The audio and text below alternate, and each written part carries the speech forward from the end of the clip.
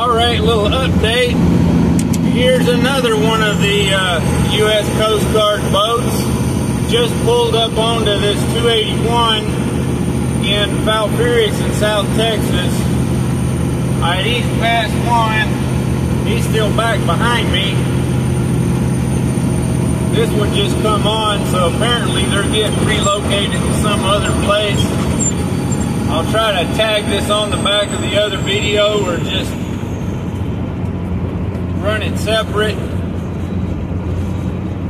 Thank you all for your support. Please share the video so others can be informed, especially if it helps people learn stuff they need to know. And please scroll through the playlists I put together from much better channels than my own of valuable information to help everybody get through whatever they come up against, including a attack and evasion